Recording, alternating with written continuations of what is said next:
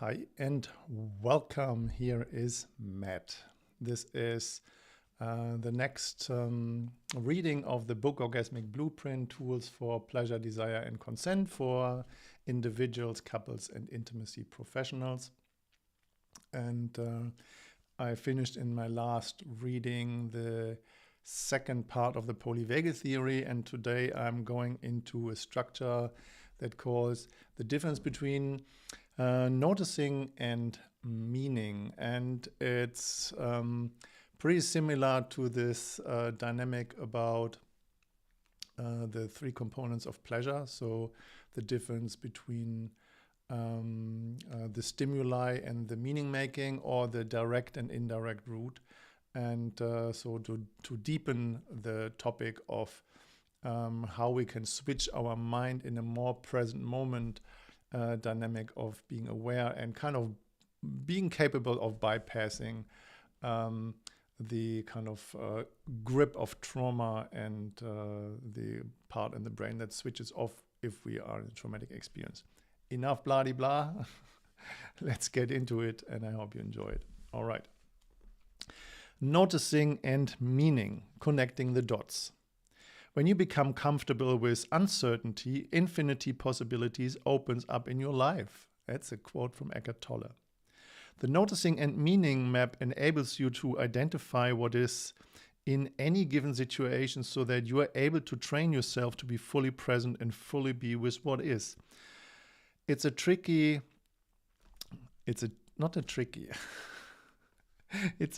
into awareness and spiritual development. It shows you how you can connect parts of the brain that often works against each other to positively transform your experience of life.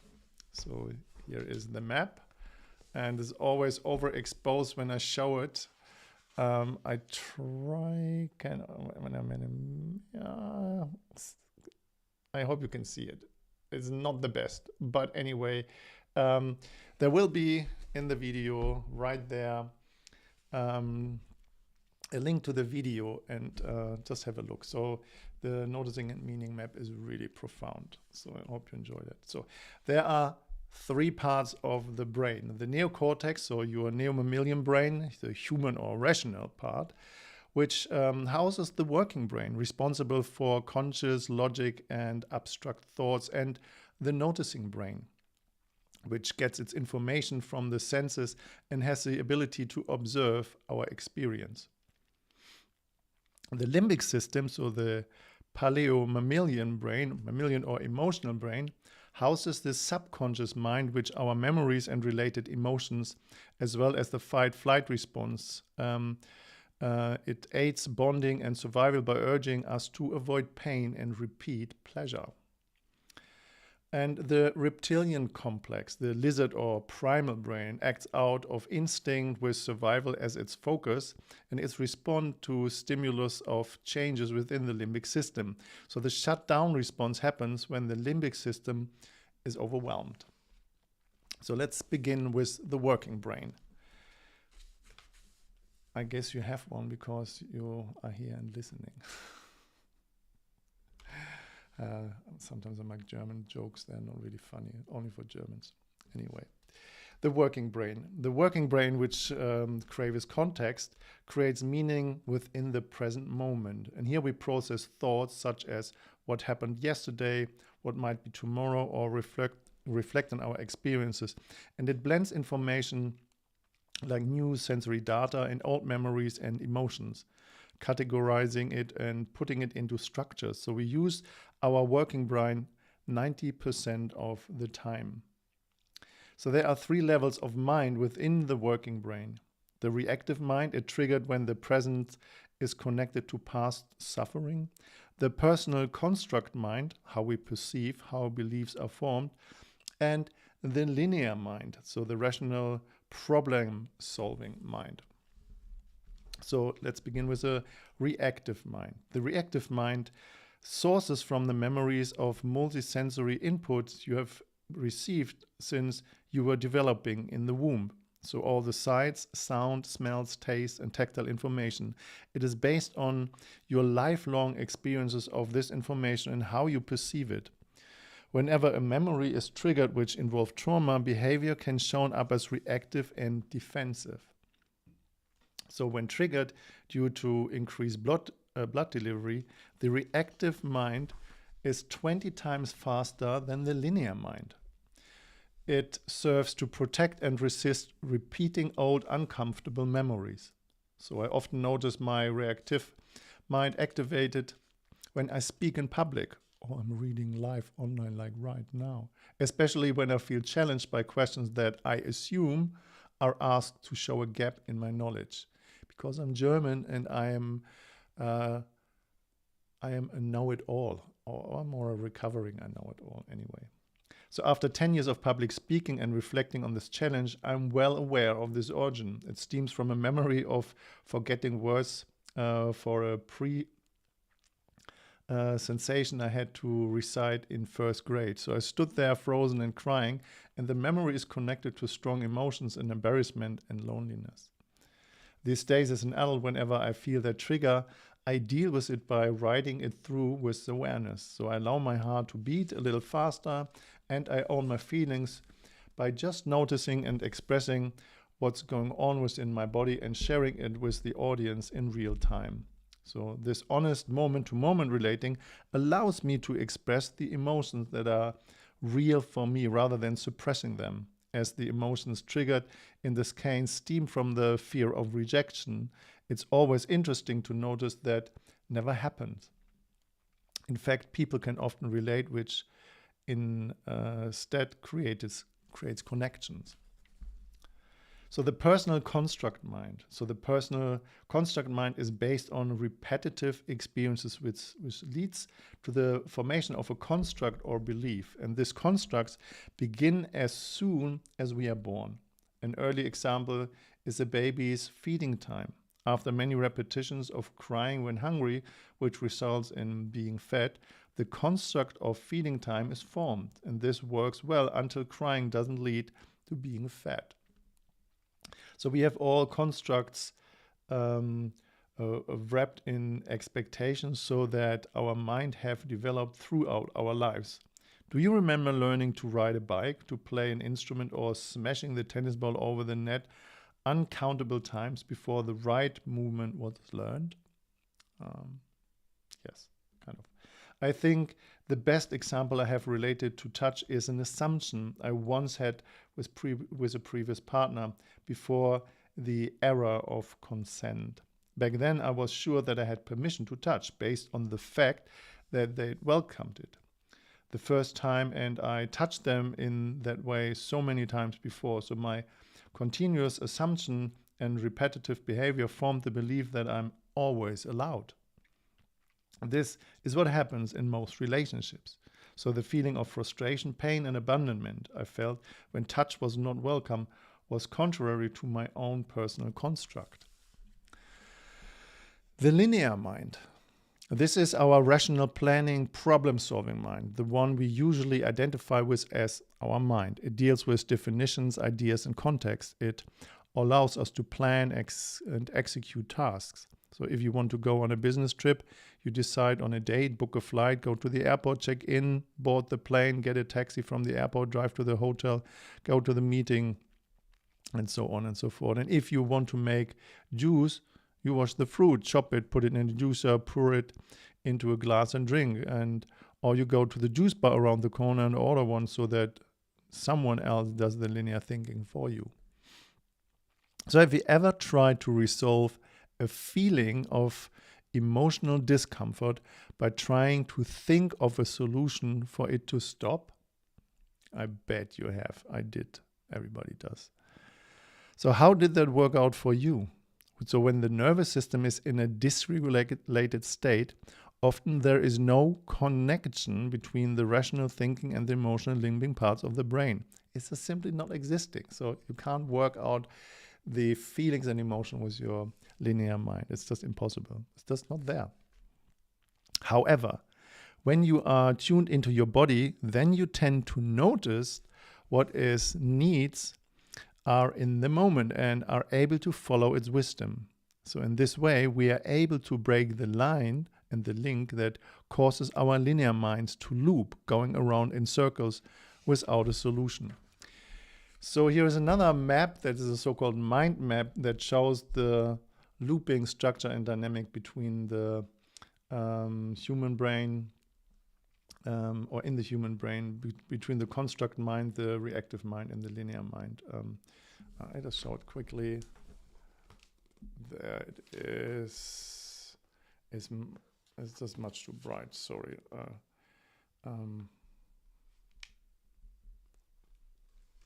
You can't really see it. I'm sorry, it doesn't work. I guess you have to buy the book to see the map. Anyway, I explain the map now by reading the structure. So without awareness of the three minds and the function, they are easily confused and contradict each other. So it's usual for the construct mind to have many beliefs about selves and others. So the reactive mind will most likely try to defend what it come up, whether accurate or not, and the linear mind will no doubt try to rationalize. So when this happens, thinking is unreliable. So our feelings and emotions are recorded as memories and stored in the subconscious within the limbic system. And this is the fuel for the reactive mind. So all our repetitive experience are stored as memories here too and develop into constructs and beliefs. And this is where the construct mind gets its information. First, if someone in your present environment connects to a similar memory of past emotional pain, you get triggered, warned, and prepared to get out of potential danger. This is like an alarm going off as your nervous system responds on high alert, fight or flight, and your reactive mind takes the lead. If there is a lack of awareness about the cause of the trigger, the construct mind usually supports the reactive mind. As this response is different from functional problem solving, the linear mind tries to work out the emotional feeling and fix the confusion. So if the situation escalates and the sympathetic nervous system becomes overwhelmed, shutdown occurs. I know that one. Interestingly, there is often no conscious connection between the working brain and the limbic system's subconscious due to a filter called the conscious critical faculty.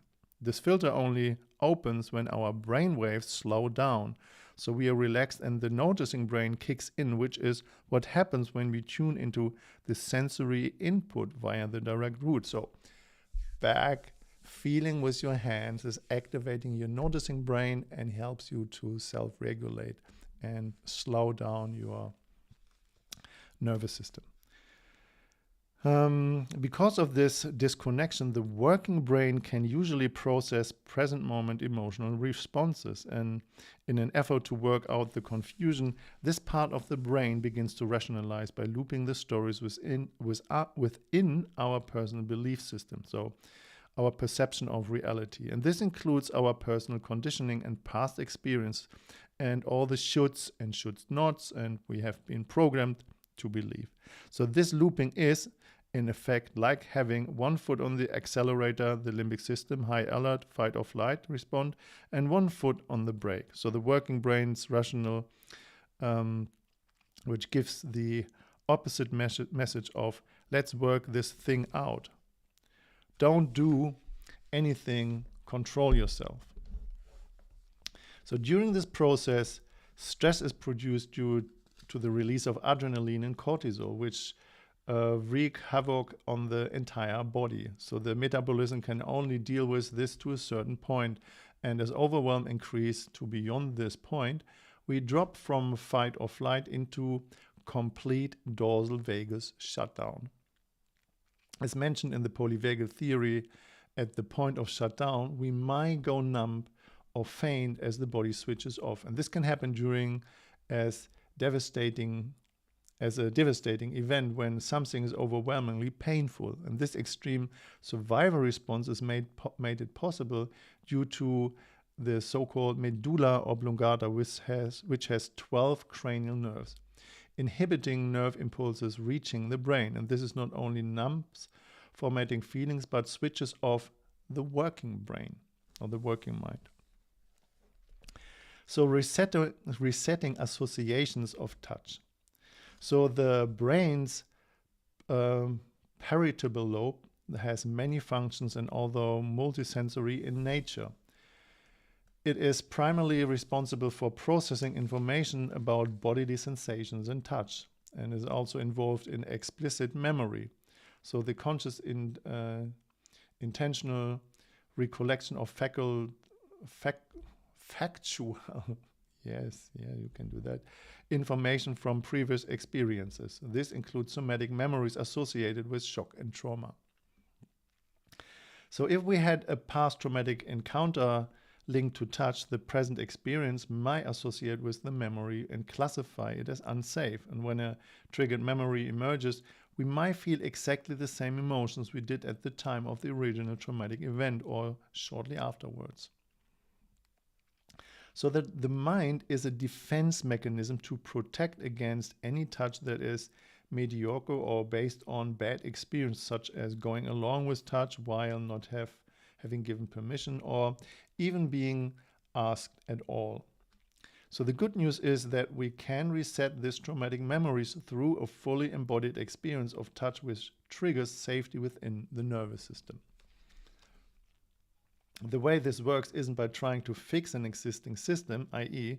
the mind's resistance to protect, but rather to create a new memory so that the old memory can rest.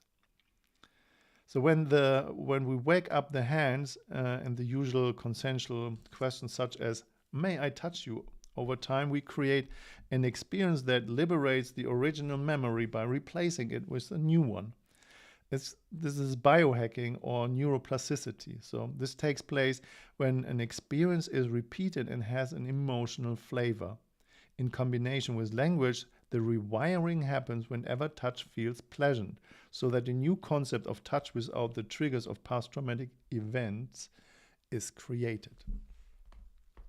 So in order for neuroplasticity to take place, we must embody while touching and being touched. To do this, it is crucial we begin to feel rather than be directed purely by our minds. So we do this from the outside in.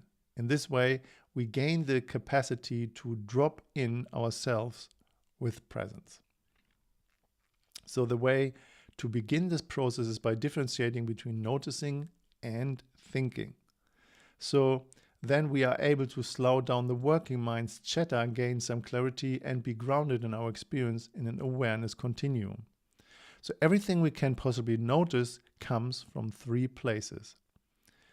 All that is exterior to you, so outside of you, your own body, and your own mind. So there's three things. Yeah.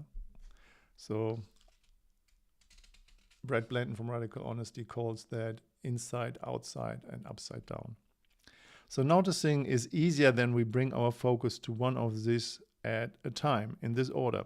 First, the awareness of what is happening externally to your body is right now. So the place you are in and all the sensory input pouring in from it. So the light, the shadows, the distance, and close by sound and any scents or taste. Awareness of what is happening on your skin and inside your body right now and here, and the place your body is in contact with your environment, all the sensations and locations of touch, tension, tingling, numbness, discomfort, pleasure, heat or cold. Awareness of what is happening in your mind right now. So what the three parts of your mind are relaying to you and the contradictions. So when you do this, you'll notice your reactive mind thinking one thing, your constructs mind another, and your linear mind possibly thinking something entirely different. So if you notice a resistance to experiencing these layers of awareness, know that this is due to thinking your way around the situation. So when you think, your mind creates thoughts about the situation you are in.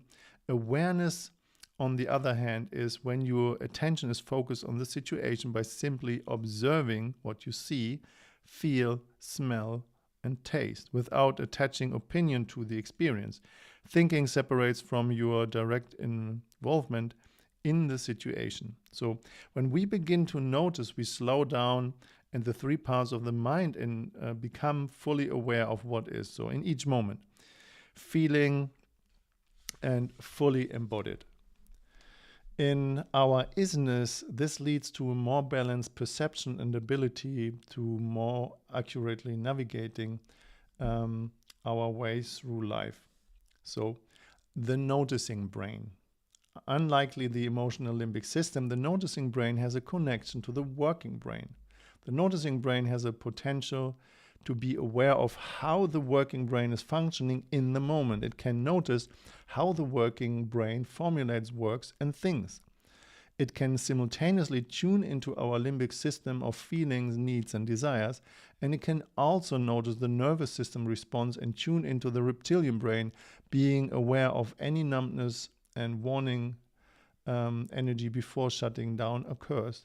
Unfortunately, most of us have unlearned the capacity to use this part of our brain fluently due to our learned focus on the rules of society and social conditioning.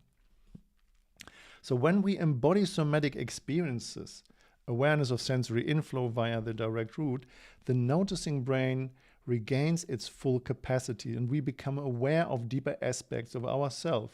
So of the connected body and mind, of our emotions, feelings, ego, needs, desires, and shadow strategies. It enables us to gain insights and empathy, to connect the dots, to consciously explore the manner in which we operate as we engage with the world. Just checking my microphone. Everything is running. Perfect.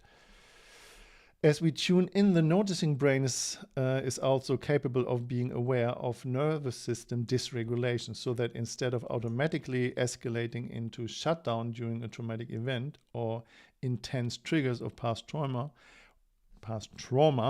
we can learn to self-regulate by moving away from the threatening environment or co-regulate by asking for help. So one of my own early experiences of the fear response happened when a former lover invited me to go rock climbing with her. God, that was a horrible experience. Here we go. She loved it, and remembering how fearlessly I'd climbed trees as a kid, and I accepted and went along. And she began to climb, and when she was about 20 meters up, she gave me a sign to start. And I began climbing enthusiastically as a child. And at about a height of about 5 meters, I looked down. That was horrible. Suddenly, a fear of falling rushed through my body, and I completely froze, grasping into the rock, unable to move. And I remember experiencing a feeling of shame. Back then, I didn't realize actually that I had the choice of telling her that I had enough and wanted to go down. So I gathered all my energy together and screamed up, "Give me a minute." "I can't move," she responded with very relaxed. "Take all the time you need. The weather is good and there's a great view up here." So the fear in my body was pretty intense and my legs were shaking and I was close to tears. That was the first time I really noticed the power that fear provides to keep us focused on survival. So I realized that tears and sadness couldn't help me out, but the energy of pure anger could. So by focusing this energy, I was able to move my body up the rock face step by step. It felt like I was fighting my way up. I didn't fall. I made it to the top, but I didn't enjoy it at all. My body was stiff and I felt I just about escaped with my life. This was really bad. So after this experience, I tried climbing about 5 more times with the same result. Fear and anger induced my sympathetic fight or flight and boots of freezing. With a looping of self-judgments, though, about how stupid I was to repeat this experience. There was only ever a feeling of pure survival. I never really enjoyed climbing. So no joy or fun, but the funny thing, my daughter enjoys climbing, and so there was no enjoyment of being in nature or acceleration from the act of climbing. One positive was the deep learning within my nervous system and my noticing brain. So my response was to stay focused within my fear and to channel my anger so that I could move. thereby avoiding collapse by self-regulating away from freeze and the verge of shutdown back into fight or flight. Can you relate to this? Have you ever had a similar experience? Well, that was really intense. So the noticing part of your brain is only activated through awareness and or safety, and usually switches off as soon as you feel you're in danger. However, by tuning into the sensory inflow, you train the noticing part of your brain to remain active. And this expands your ability to remain focused during unease, to the point where you're not afraid of the consequences, even while experiencing fear. So this is an awakening state into deeper personal and spiritual growth, and why somatic experiences through the direct route is so freaking important. So by activating your base through the sensory inflow, you become aware of what is going on in your body and where the sensations are and which emotions are present. So I notice a tingling feeling in my stomach, a nervous feeling. I feel disassociated, unable to focus, not grounded, and in shock. There is discomfort in my chest and I feel restricted and resentful. An interesting reference to this can be found in David Linden's book, Touch, the Science of Hand, Heart and Mind. So Linden delves deeply into the function of specific neurons connected to touch and their effect on our entire nervous system.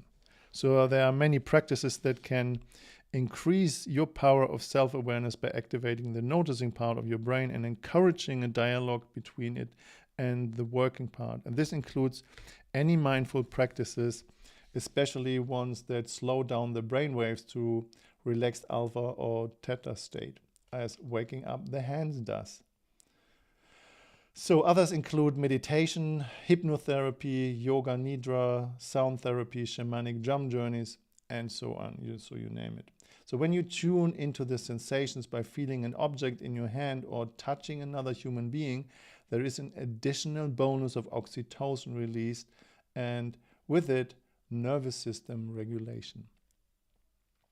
For references, the definition of ego in this book is the subjective experience of self in regard to person's separate identity, formed and based on meditation between conscious thoughts, neocortex working brain, and autonomic subconscious impressions, so the limbic system. All right, that was it for today. So that was the noticing and meaning part of the brain and how the mind works and so on. If you like this reading, please like and subscribe so that you get notification about the upcoming live streams when I'm reading. Please, if you have any questions or comments, post them down in the comments. I will personally respond and answer them. For example, a few calls back, my sound didn't work. I hope my sound is good enough today that you can hear me. And if you have any other things, please feel absolutely free to reach out. So you can get the book if you think my reading sucks. As you know, having published and written a book doesn't mean that I'm really good in English writing. So my language is still German, so English is my second language. Anyway, if you want to read it yourself, there is a link as well in the description, so you can get it on Amazon as a hard copy or as a paperback. And when you go to my webpage, there's a PDF and EPUB download, and it's 50% on special at the moment. And at the end of this video, I have one specific thing that I would like to share. I'm so excited to take a moment and share with you my de-armoring and sexual empowerment coaching certification. This program has been around for almost 10 years and is my highest offering. Sexual wellness is forecasted to be a $125 billion industry by 2026. Why? Because Tantra is booming like yoga 20 years ago, and people are more ready than ever to express their sexuality, build deeply connected relationships, and have the most outrageous orgasms and erotic experience of their lives. However, most people are never taught how to do any of this. how to have extraordinary relationships, and the sex that they really crave. They're looking for qualified, confident professionals to teach them. So my de-armoring and sexual empowerment coaching certification is a powerful 1-year professional program that helps many coaches become incredibly successful and highly paid professionals. This program doesn't just train you in every aspect of the coaching process so that you can build a successful online business. This coaching also walks you through the personal transformation of a lifetime, because the best coaches have done their work themselves. And on top, I show you all the tech secrets how to create a thriving online business. But first and foremost, you'll discover transformative techniques like the empowerment tools, meditation practices, and pleasuring pathway that you'll apply to your own life first. Then you use all the same proven tools and techniques to get laser-focused results for your clients. We also hold an exclusive de-armoring training just for our coaching students and alumni every year. In this training, you'll experience a 10-day of live teaching with other teachers and me, refining your skills as a de-armoring and sexual empowerment coach. So, if you feel the call to claim your spot in this multi-billion-dollar industry and transform not only your own life, but the life of many others around the world, get on the waiting list now at somaticarrows.com/empowerment coaching, and I love to see you there and welcome you. All right, so that was it for today. Thank you for being here. Thank you for listening, and enjoy the rest of your day and love yourself. See you at the next reading when we talk about the window of tolerance. All right, take care. Much love.